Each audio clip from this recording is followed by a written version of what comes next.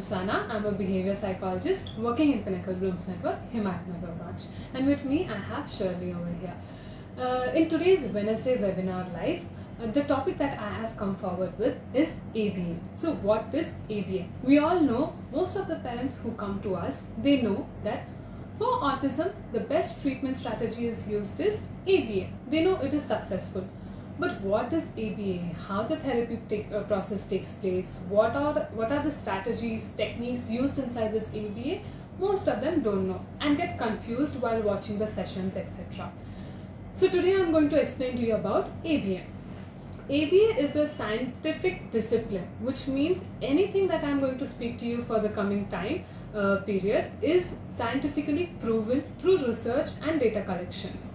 Therefore, it is a scientific discipline and it consists of analyzing the behavior, assessing the behavior, and then designing a particular treatment plan, and then implementing this treatment plan in the end just to evaluate if there has been a success with the treatment plan and the desired result that we require. Say for example with ABA, what happens is that we have designed a particular treatment plan, okay, for the particular behavior. So this behavior has to be very specific first of all. And once the behavior has been specifically understood or assessed or analyzed, after that, on that basis, we design a treatment plan. It will be very individualistic for each kid. In a sense that, for example, we are speaking about socialization. How I do a treatment plan, how I plan a treatment for one kid will be entirely different for the other kid because both are very unique.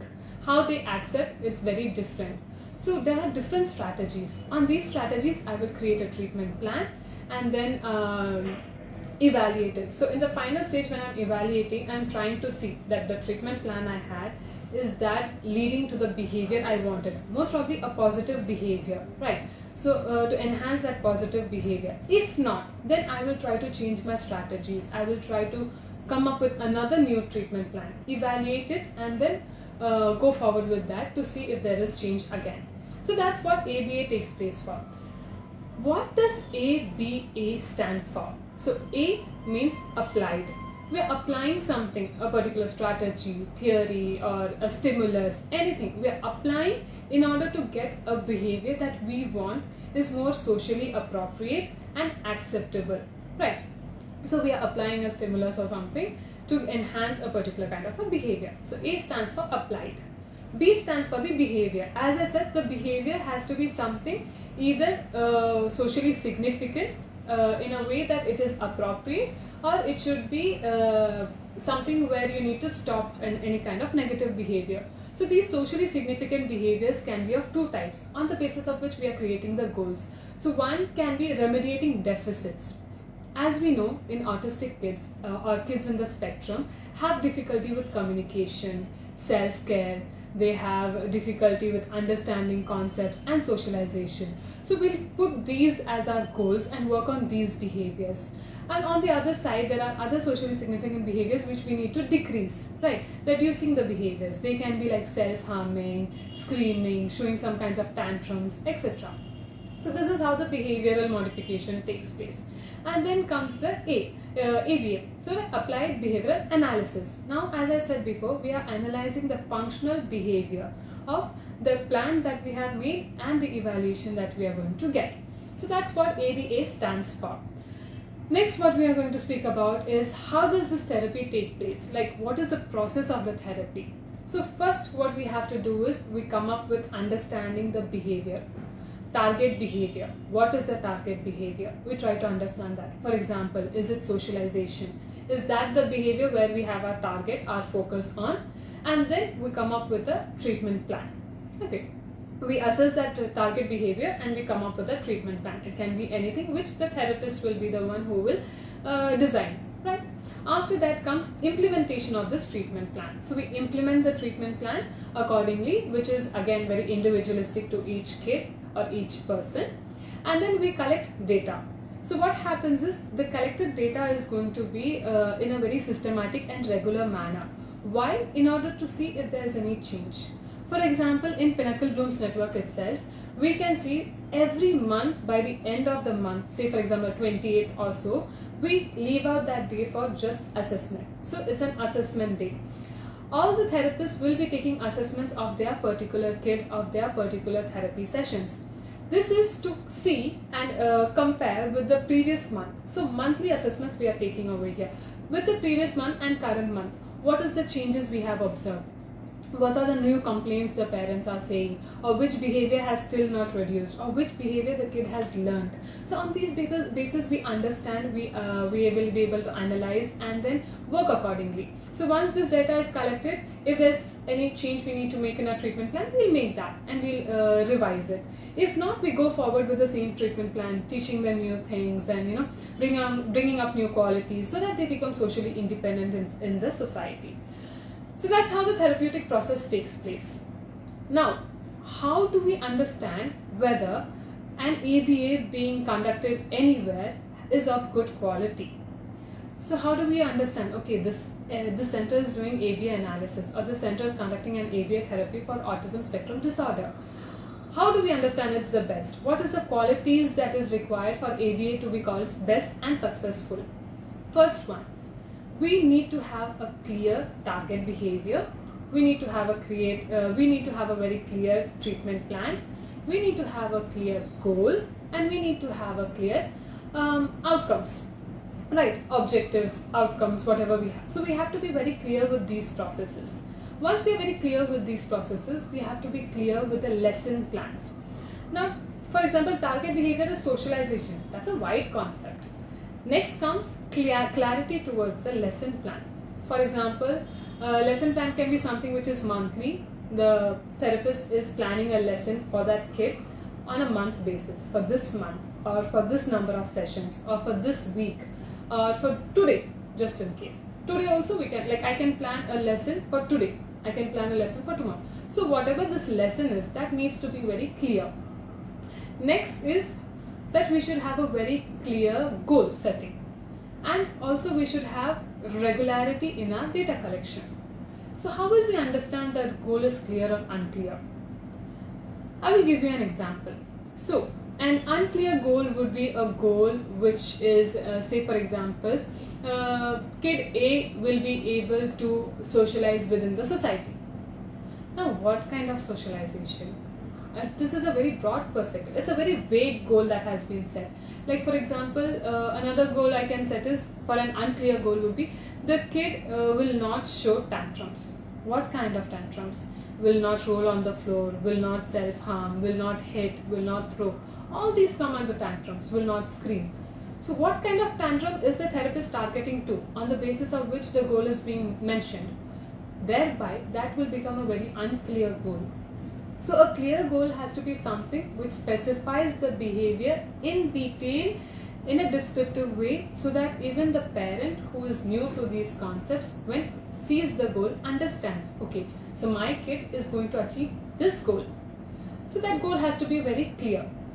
One of the examples that I can give you of a clear goal is, say for example, kid A is in a one-on-one play with kid B. Okay.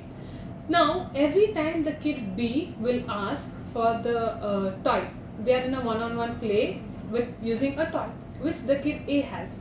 So every time the kid B is asking for the toy, kid A will be able to give that toy at least 80% of time, also within a time span of 10 seconds. Okay, and within 10 trials for up to at least 3 days. Now here the therapist has described the goal very clearly. Like the kid is going to respond by giving the toy in 10 seconds, which means the moment you have commanded, in 10 seconds the toy is going to be given. He is going to conduct that behavior which we need. Okay, which is giving the toy in 10 seconds. Next thing will be, it will be done in 80% of time. So what is 80% of time? 80% of time is, now if I'm setting a goal, I cannot say that 100% of the time the kid is going to do this. No, the kid may not. The other factors which may stop the kid from giving could be anything. Maybe the tone of the command, maybe he's not in the mood to give, maybe the lightings or the sounds or the person, maybe he's not liking the person who has commanded. Something could be triggering, because of which that 20% of the time the kid may not give the toy. So here we are also giving the parent a satisfaction and a sense of calmness that, see, 80%, which is majority of the time, your kid is going to be able to going to give the goal or achieve the goal of giving.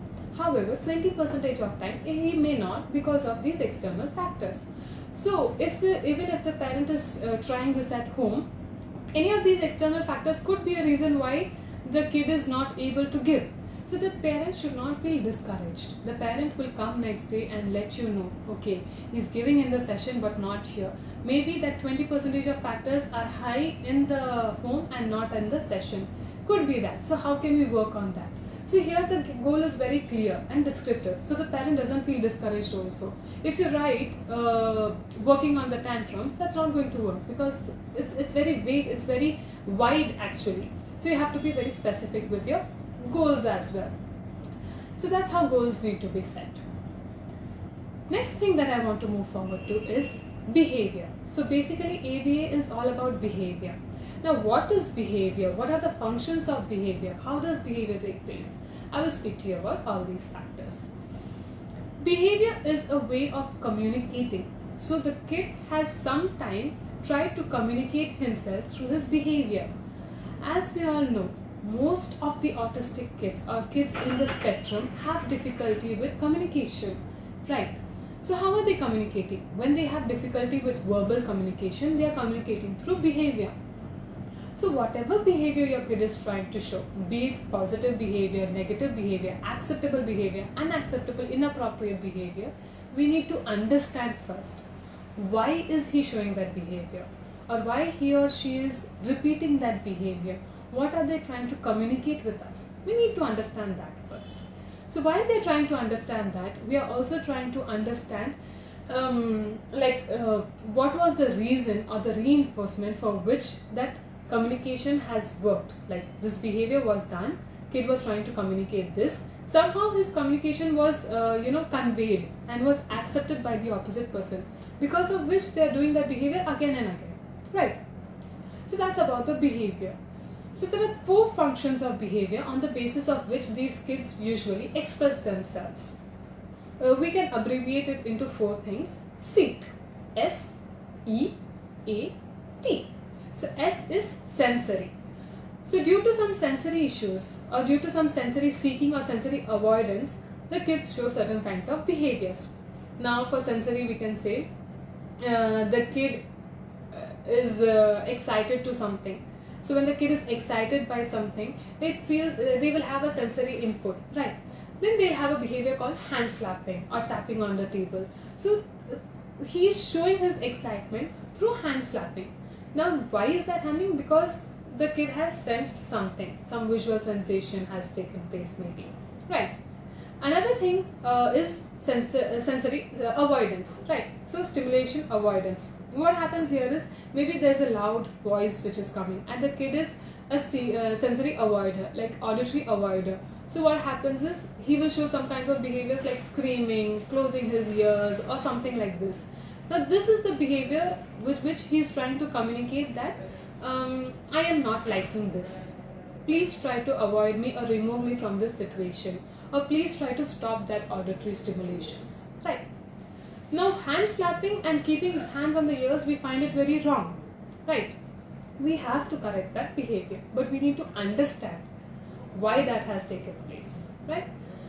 Then comes escape. So usually when there is a cause for escape, when the kid wants to escape from a person, or when the kid wants to escape from a situation or a place or an activity, they show certain kinds of behaviors. It can be tantrums, it can be running away, anything like that.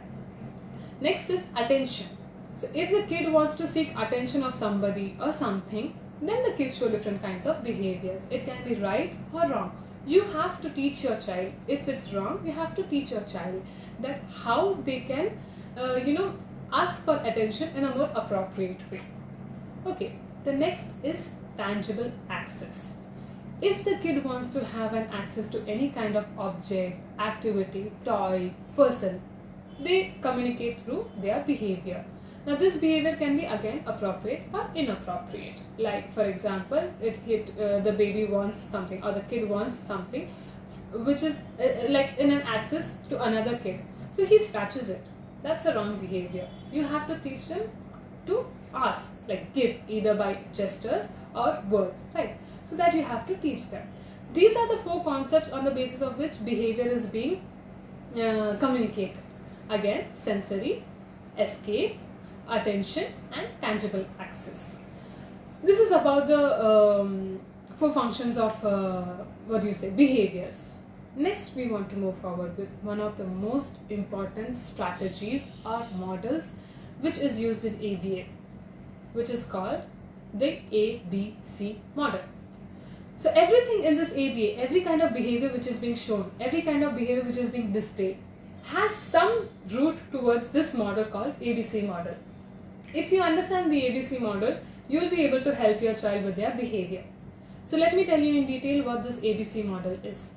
ABC model is basically antecedent, behavior, consequences. What is antecedent? Antecedent is any kind of stimulus which is provided so that we get a particular kind of a behavior. Mostly we get a particular kind of appropriate behavior. So in the therapy, ABC is used in a way to enhance one's behavior, right? So antecedent is any kind of stimulus which is provided right before the behavior takes place, and it could be some 0 to 3 seconds before the behavior has occurred. For example, it could be like commanding something, asking something, giving them to do something, or having the presence of a person, a situation, time, or any kind of activities. Any stimulation which is added is called the antecedent. Behavior is something that is expressed because of the presence of the stimulation. It can be hitting, spitting, shouting, screaming. It could be some good behaviors as well. However, this behavior needs to be very specific. You need to give a very good clarity towards what kind of behavior it is, what kind of behavior is being shown, and why is it being shown. Like what was the antecedent because of which this behavior was shown. So you have to be specific with the behavior as well. Okay. Then comes the consequences. So why this behavior gets repeated the next time? That solely depends on the consequence past. Antecedent is always going to be present. For example, that person is always going to be present, but the behavior that is shown will be the same as the previous one, or there will be a new behavior. That depends on the consequence. So consequence is the response somebody gives, or is the response that the kid or the person achieves after the behavior has been displayed. For example, like giving them a timeout, or giving them to sit in one place, taking away their toys, commanding them no. Even ignoring can be seen as a consequences. You can appreciating them, that's also a consequences to the behavior. So if you're giving that timeout, or if you're kind of taking away their favorite toy, the behavior is gradually decreasing. Okay, but if you're appreciating them, encouraging them, giving them their favorite toys, snacks or anything, you're enhancing their behavior. So their behavior is getting enhanced. So consequence is the main factor because of which a behavior, be it positive or negative, has been enhanced or decreased. So this is about the ABC model. Next, we are going forward to how to enhance the appropriate behavior, right? That means how you will make your kid learn new concepts. Well, by the use of ABC model, it becomes very easy actually to enhance the behavior or to teach a kid a new behavior, right? It becomes even more difficult actually when it comes to reducing the behaviors. So with enhancing the behavior, what we can do is we can create a cue. A cue is any kind of stimulation which is given purposefully in order to get a particular kind of a response, right? So antecedent is something we are creating over there. Is a cue or a situation we are creating over there in order for the kid to behave in a particular way. So we are teaching a new concept, right? So we are giving them a cue, or we are giving them any kind of a stimulation, and we are creating a situation purposefully for the kid to show that behavior. Say for example, a kid when angry tries to hit you. So now you are creating that same situation over there in a way that the kid shows this kind of a behavior. Say for example, you are triggering them You're taking away their favorite toy. This is an antecedent that took place right before the behavior, which is screaming, takes place, or hitting or banging takes place. Now once this is done, the behavior is displayed. So we can teach them, no, you cannot hit or bang. Instead, what you have to do is say no or give, show gestures, etc. So you're teaching the kid a new behavior over there. Instead of this, you can do this, right? So you're teaching them a new behavior over there, and then you're giving them reinforcements. So this behavioral actions is divided into smaller parts so that the kid can learn not a big chunk of overload on him, rather through tiny baby steps he's learning a particular kind of a behavior. So learning takes place in fragments, and each fragment is appreciated with reinforcement. So what happens is the kid tries to repeat that same behavior again and again. So once we have taught them the same concept, what we try to do is we purposefully we create the same situation again. Now why we are creating the same situation again is because we want to see, we're trying to cross check. We're trying to cross check if he's going to show the same behavior again. So repeatedly for 3 to 4 sessions we do the same thing until and unless we get assured that yes, every time I'm taking something away or every time the kid is becoming irritated by something, he is displaying through proper actions and words rather instead of hitting. Right. So that is how you will teach them positive behaviors. And then it's very important for a behavior to be taught or to stay consistent, you have to give them reinforcements. Positive reinforcement. Anything which they like, which they, any of their favorite snacks, toys, or even words of appreciation may matter a lot for a kid.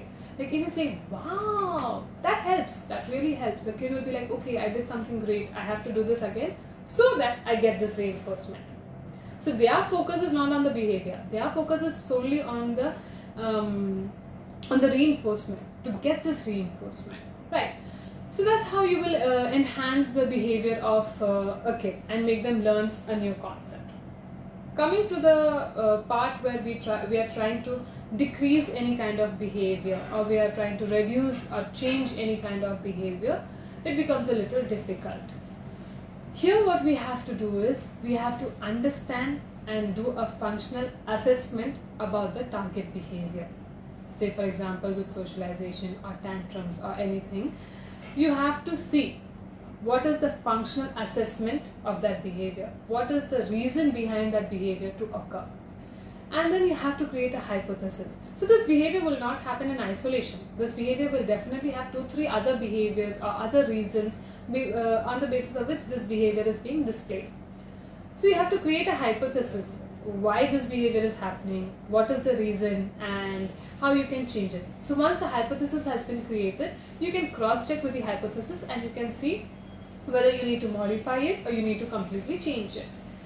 There are 2 techniques which are used for changing an inappropriate behavior. First is called the behavior replacement, and the other one is called the additional skills to support overall functioning, like the additional skills that we give in order to support the overall functioning of a kid. Here I'll give you an example of hand flapping.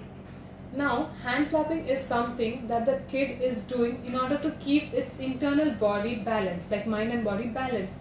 You cannot just stop that. You cannot just say like stop. You're disrupting that mind and body connection, right? So you have to give them an additional skill in order to support that functioning, the functioning of that mind and body, the excitement that needs to be justified. So to justify that, instead of hand flapping, what you're doing is you're giving them an additional skill, which could be like keeping a drum and then making them excited, using the ABC model, making them excited. Every time they're excited, you either ask them to clap your hands or beat the drums. So what happens, that becomes more socially acceptable behavior. Okay. Another thing is behavior replacement. So behavior replacement, as the word shows, is replacing a behavior but with a socially acceptable behavior. So there's an inappropriate behavior and we are replacing that behavior with a socially acceptable behavior. Okay. Now, what we have to make sure during behavior replacement is it's not as easy as it sounds. You need to make sure that it has the same frequency or it has the same meaning for the kid. With the appropriate and inappropriate behavior, it should have the same meaning, the same contingency. right? And the same consequences as well. And the new behavior which is being replaced, that replacing behavior should be comparatively more easier than the behavior the kid has been showing, right? I'll give you an example for behavior replacement. Say for example there's a kid Z, and this kid has sensory issues, and because of the sensory issues, to fulfill his sensory needs, he tries to bite his shirt, collar, or any kind of napkin, or anything he gets, he'll start biting them. Even if you give him blocks to arrange, he's taking and biting it. Why? Because he needs to fulfill his sensory issues. His sensory need has to be fulfilled over there. So here you're trying to replace this behavior by giving the kid with a sensory toy, a chewable material. So you're giving that in order to replace with chewing his shirt and everything. So what happens? He's not disrupting something which is something he's wearing or something he's using. Instead of disrupting that, he's keeping a chewing toy or a sensory toy in his mouth, and he's doing his work.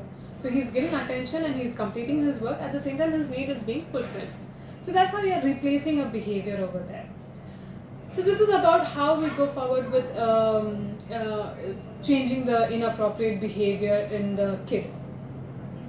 As I said, continuously I've been speaking about reinforcement, punishment, the consequences, how the consequences matter, right? So, and I said it's not easy. It's not easy as it sounds to implement antecedent behavior and the consequences. You need to understand exactly what kind of reinforcement works best for which kid, how and when you have to give it, and what kind of responses are you getting. Like for example, there is a kid who does not need a toy as reinforcement. Maybe words is what that kid needs, emotional support is what that kid needs. You're giving the toy as reinforcement. It's not going to work for the kid. Behavior is not going to change in that manner. So you need to very well understand, and each kid is individualistic and unique, and their reinforcements will also differ accordingly. So what is reinforcement? Reinforcement is something that you give, a stimulus or something that you add in an environment in order for the kid to have a good, proper behavior. Say for example, positive reinforcement and negative reinforcement. There are two types of reinforcements, positive and negative. So in a positive reinforcement, what is happening is you are adding a particular kind of a stimulus in order for kid to enhance that behavior. Say for example, appreciating, clapping hands, and giving them a hug, etc., giving a high five, etc. So these becomes positive reinforcement. What happens is the kid feels excited. Okay, I got something, I received something, I have to do this again in order to get that. A negative reinforcement is where you are removing some kind of a stimulus from the environment. Now it's a reinforcement, right? And you want to enhance the behavior. So negative reinforcement becomes something where you are trying to take away an aversive situation from the kid's environment. Say for example, a kid that I have is very hyperactive or does not listen when every time I'm telling that kid to fold his hands, right? So I'm telling this, but the kid is not listening to me. I pick him up. I know his fear is standing in a heighted area or in a height area. I take the kid, I keep him on the table, and then I'll ask them, can you fold your hands? I'm triggering them again. Fold your hands, right? Now I have given a command, fold your hands. The kid folds his hand. So in order to appreciate that, I'm going to take the kid and keep him down on the ground again. So here what I have done is negative reinforcement I have applied. Why? I have taken the aversive situation away. If it's an auditory kid, what am I going to do? I'll create sound. Like auditory avoider kid means I'm going to put sounds over there. I'll put sounds, and until the kid listens to me, maybe I will keep that aversive situation present in that environment. That stimulus will be present in that environment. And then once the kid listens to my commands, I'm going to remove the sounds. I'm going to close the sound. Like that. So you're removing something which the kid dislikes. Next is punishment.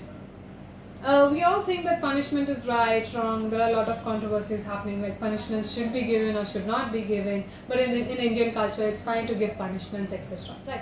So what kind of punishments can we give? What are the acceptable punishments that we can give to the kid? Because kids are small, so you need to understand the intensity of punishment they can take. So punishment is something that you are removing from an environment. Like punishment is something that you add or remove from an environment in order to enhance or decrease a particular kind of a behavior. right? So for example, positive punishment. Positive punishment is something you are adding into the environment, a stimulus you are adding into the environment for the kid to work upon. Example, if a kid is shouting, if the kid is shouting, I may take a stick and I might bang on the table and I'll be like, no, next I'm going to hit you. Okay, so something like that, where you're adding in something, or in a way that the kid does not like, the kid is scared of, the kid dislikes. So you're adding a stimulus into this environment, and you're saying to the kid, do this, and then I will not add the stimulation into the environment, right? So that's how positive punishment works. Negative punishment is where you're trying to remove something the kid really likes. You're trying to remove a stimulus from the environment. For example, a kid is there who likes his car very much. He's very fond of his car, or she's very fond of her teddy bear. But the kid did not listen to you. So you'll give them a negative punishment by taking that car or taking that teddy bear away and be like, because you did this, because you did not finish your food completely, I'm going to take these and keep it on top of the shelf. You're not getting it until afternoon, or for another 1 hour, or for the whole day. Depending on the kid's age and etc. You can keep the time span. Like, I'm not going to give it to you for 1 hour. It can be for a 2-year-old. For a 2-year-old, 1 hour is like a whole day, right? I'm not going to give it to you for half a day. It can be for a 4-year-old or something. If it's a big 6 to 7 or 8-year-old kid, you can say, I'm not giving you this today. So what happens, they'll be like, okay, my favorite thing just went away from me just because I didn't listen to mama. I did not finish the food. Next day, what happens is they are eating the food. First of all, they'll be apologetic about it, about their behavior. They'll understand that what they have done is wrong. And then the next day while eating the food, if you remind them again, see, yesterday I took your toy away. Today if you don't finish it, I'm taking your toy away again. So what happens, negative punishment is being applied over there, but it isn't applied yet, you have just informed to them. So what happens there is the kid will be like, okay, no, I have to finish this and then I can just play with my toy. I'm done with the activity. So, sorry. In that way, the kid will be able to finish the food by themselves completely. Right. This can be applied in any situation. If you want them to do a particular work in the house, or you want them to finish a particular task that you have given them to do. Okay, so depending on the kid, on the situation and the time span, you have to give them reinforcements or punishments. There's another thing called extinction or extinction burst that is also applied with kids in order to reduce their behavior. Now, for example, if a kid is kind of having a behavior because of which there has always been a consequences which has always supported the kid's behavior at that time. Now the kid is not getting that consequences or that response. Okay, for example, the kid is displaying a particular kind of a behavior and then there's a consequences that has taken place. The kid tries to do that behavior again and again, right? One fine day, he's not getting the same response. So what the kid tries to do is change the tactics and see, or if that change in tactic also is not working, the kid completely stops from showing that behavior. So what happens over here is behavior is getting extincted, right? So once the behavior is extincted, we can indulge and make them learn some new behavior as well. For example, say for example there's a kid who is having any kind of, for example, screaming. Okay, so extinction can take place in 2 to 3 areas. One can be screaming, one can be when they are scratching their own scabs, or when they are showing any kinds of tantrums, etc.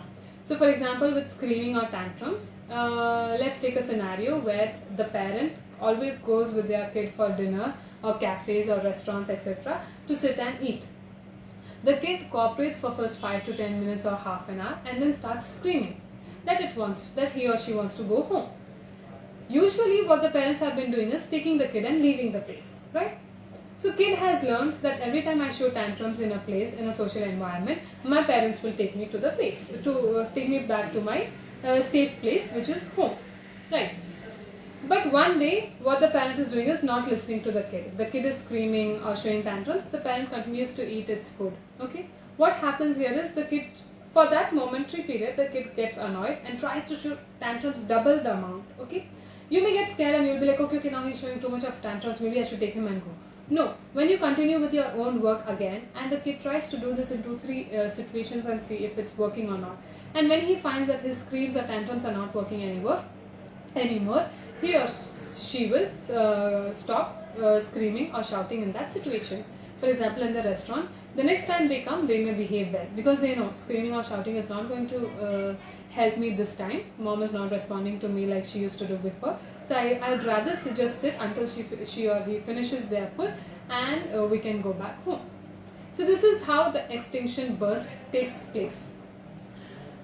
That's about the whole behavior part and therapy, about the reinforcements, ABC model, etc. There are two kinds of models in ABA which is very famous, and both of these models have been found to be useful and considered to be taken as simultaneously. One being the naturalistic intervention model and the other being the structured intervention model. So what's a structured intervention model? A structured intervention model is something where the therapist is the one who is deciding the treatment plan, who is deciding how the treatment has to take place, what activities need to be done. So the whole session is being led by the therapist, right? It is going to be a one-on-one session, sitting down, doing activities, reduced distraction, and taking out behaviors that the therapist wants should come out, etc. So it is very structured inside a cabin. So all the sessions that take place here in Pinnacle can be called as a form of structured intervention model. Okay, here we are sitting, we are doing interventions, we are having a one-on-one session with the kid, etc. But what happens here, there are only two drawbacks that can take place here. One is there will be difficulty with generalization, and second, it will not be very developmental basis, right? So for that, we have another thing which is called the naturalistic intervention model. So in a naturalistic intervention model, the kid is the one who is leading the whole thing, and this environment and the situation in which the kid is present, that's on the basis of that the kid is showing certain kinds of behaviors, right? This will be very general. So here at Pinnacle, we have a 45 minutes of session, for example. Okay, after the session, we are giving homework to the parents. Now, why is this? This is where the naturalistic intervention model we can include the naturalistic intervention model. Why means naturalistic intervention model takes place in the presence of the parent or the caregiver. So we are guiding the parents to do these things in certain social areas. We are giving certain activities to be done at home. We are giving certain activities to be done in certain kinds of social situations like parks or restaurants or malls, etc. So we are asking the parents to take their kids to these situations, observe their behaviors, come and let us know, and then guide them accordingly. So here the naturalistic intervention model is being included as well. And what happens here is now the kid is able to do a generalization of the behavior and the concepts he or she has learnt. And it will be also very developmental, which means on the basis of that situation and on the basis of the kid's age, to observe and take in things in his environment, there will be development. So these are the two models which take place in the ABA. Another thing that we have over here is, how does the assessment take place?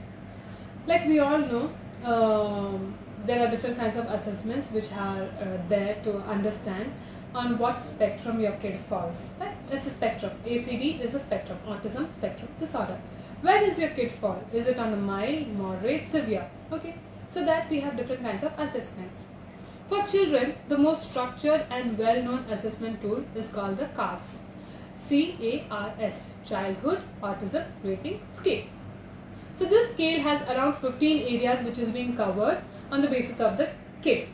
These areas can be understanding verbal communications, understanding auditory functions, understanding the touch, smell, etc., understanding the socialization area of the kid, understanding communication formats of the kid, understanding if the kid has emotional responses, if the kid has good relation contacts with people. So lots of 15 factors, 15 areas on the basis of which there are a set of questions, and these questions are being developed on the basis of these 15 areas to see the overall outcome of the kid. Now, for example, with emotional responses, there might be under this section there might be 4 questions with a particular kind of Likert scale or rating scales, right? 0, 1, 2, 3, 4. There might be options like not at all, definitely. Like for tantrums, for example, in socialization, there's a question: does your kid hit?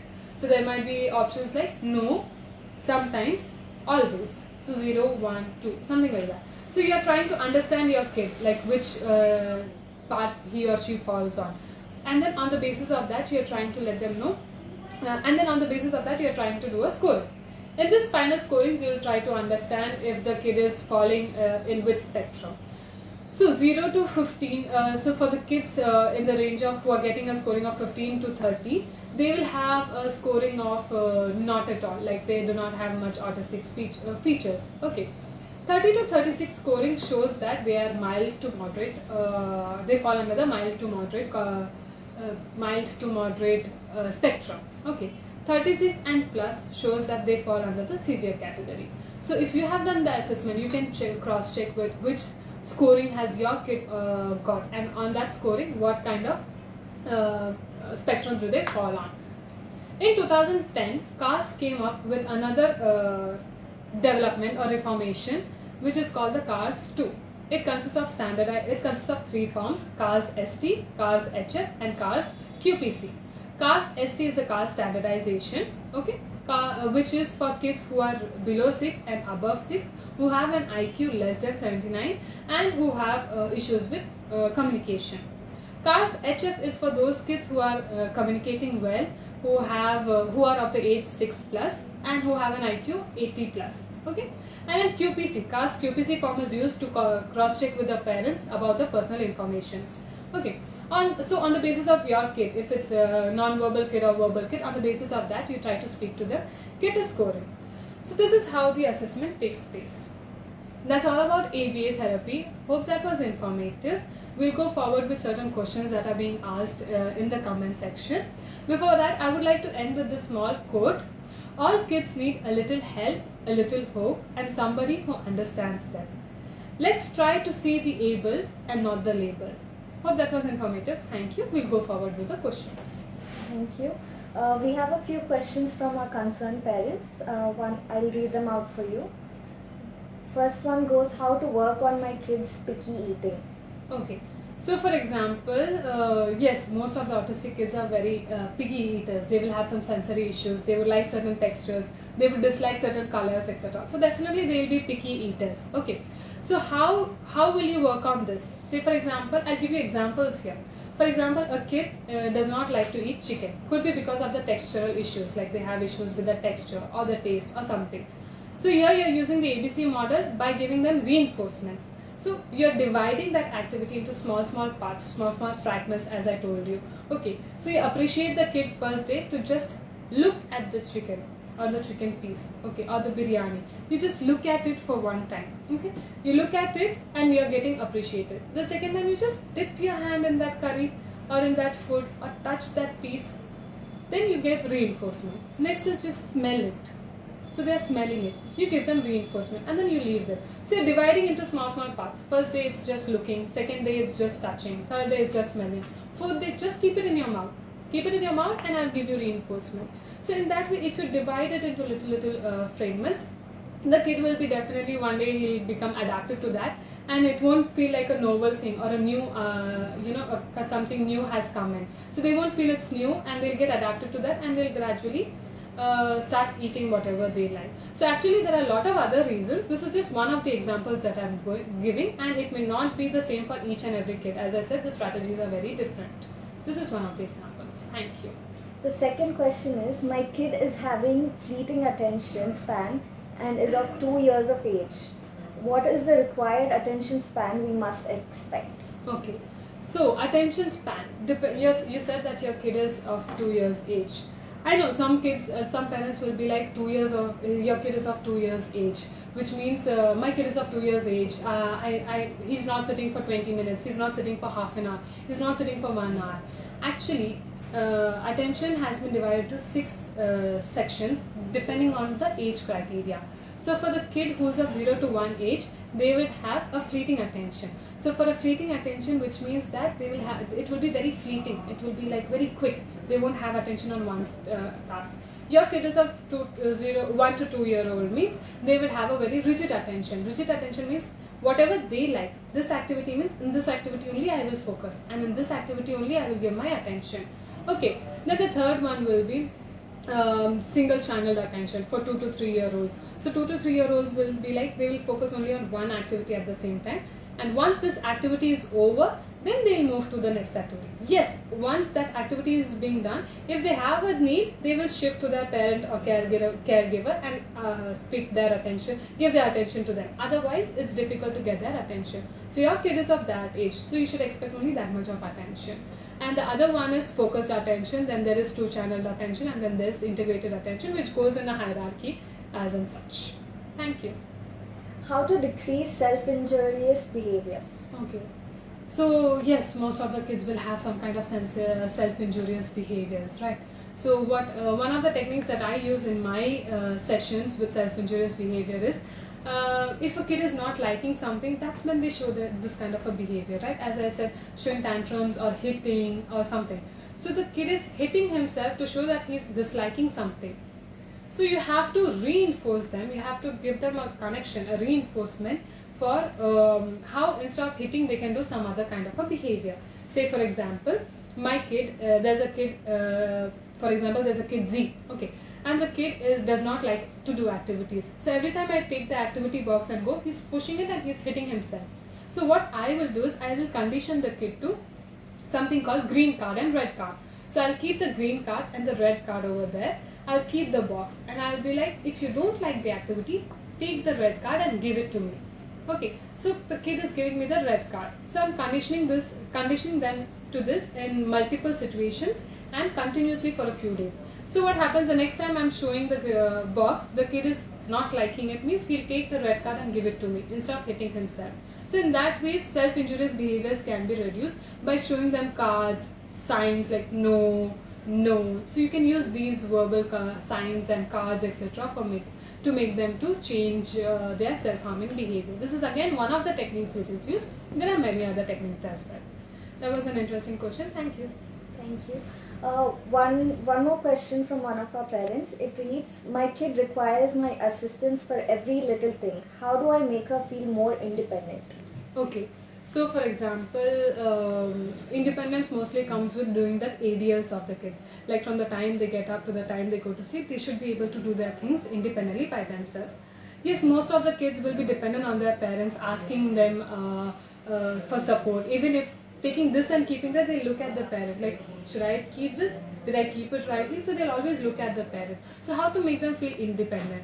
Say for example, with concepts such as brushing, dressing, and doing those ADLs of theirs, you can make small cards. You can make small cards which shows the procedures of brushing, for example. There will be a picture card. So in the picture card there is one kid who is holding the brush and then wetting it, then putting the paste, brushing, spitting. So you keep these cards in front of the kid while they are going to the washroom to brush. Okay. So what you are doing here is you are not giving them too much of your commands. When you are giving commands, that's when the kid becomes dependent on you. So you reduce your commands, the amount of talk you are doing to the kid. You reduce the commands and then you ask the kid to look at these. You are giving them a action prompt. Look at these pictures and you do it by yourself. What is the picture showing? Taking the brush and wetting it, right? Do it. So first time you may have to give the command, second time. Third time, fourth time, you have to slowly reduce your commands, amount of commands you are giving. Give them only the picture cues so that they can do accordingly. Once they understand the pattern, you can remove the picture cues, they become independent to these concepts. That's an interesting question as well. Thank you. The next question goes, how to enhance communication using ABA? Okay, so using ABA, how can we enhance communication? Obviously, one of the techniques can be by giving them reinforcements, something exciting because of which they communicate. Okay, one of the examples I will give, say for example, it is a kid who can imitate. Okay, for this kid with imitation, I will take them into the ball pool or a trampoline or somewhere they like. Okay, I will take them there and then I will blow bubbles to them continuously. They get excited, wow, bubbles. And then what they do is they'll ask for more. Suddenly you stop giving them the bubbles, you stop blowing the bubbles. They'll ask for more. So when they're asking for more, what you do is imitate sounds. Like you can be like, if with the speech concept means they are going with sounds. So you give them certain sounds and be like, imitate the sound and I will blow the bubble for you. Okay, so the kid imitates the sound just because they want the bubbles. So they imitate the sound and they start bubbling. Then you give the bubbles, right? So that's how you can enhance their communication skills. So it can be, you have to understand which reinforcement exactly helps for your child again. So which reinforcement helps. give an antecedent cue, get the elicited behavior, give the consequences, which is the reinforcement, give it to them. Communication, they can help. There are different other things that has to be looked into, like with the vocals and everything, which to the expertise speech therapist would be the expertise on that concepts. In ABA concept, in the behavioral aspects, this can be one of the techniques which is useful.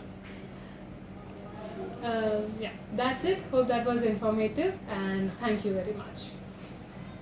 Pinnacle Blooms Network ప్రపంచ వ్యాప్తంగా speech delay, autism spectrum disorder, cognitive developmental, psychological రుగ్మతలతో బాధపడుతున్న దాదాపు 80 కోట్ల మంది పిల్లలు మరియు పెద్దల జీవిత ప్రమాణాలు మెరుగయ్యే విధంగా దశాబ్దాల రీసెర్చ్ తో కూడినటువంటి అత్యంత ప్రభావవంతమైన speech therapy, occupational therapy, behavioural therapy, psychological counselling, child development మరియు రీహాబిలిటేషన్ సర్వీసులు అందిస్తున్న ఏకైక స్పెషల్ ఎడ్యు హెల్త్ కేర్ సంస్థ పినాకిల్ బ్లూమ్స్ నెట్వర్క్. ప్రపంచంలోనే మొట్టమొదటిసారిగా మిరాకిల్ అనే పేటెంటెడ్ టెక్నాలజీ సహాయంతో అత్యంత పారదర్శక థెరపీ సర్వీసులను అందిస్తున్న ఏకైక సంస్థ పినాకిల్ బ్లూమ్స్ నెట్వర్క్. 100 మందికి పైగా నిష్ణాతులైన థెరపిస్టులతో మీ మరియు మీ పిల్లల బంగారు భవిష్యత్తు కొరకు పాటుపడుతున్న సంస్థ పినాకిల్ బ్లూమ్స్ నెట్వర్క్. భారత ప్రభుత్వ ప్రతిష్టాత్మక స్టార్టప్ ఇండియా అవార్డు పొందిన Bharat health care private limited యొక్క అనుబంధ సంస్థ.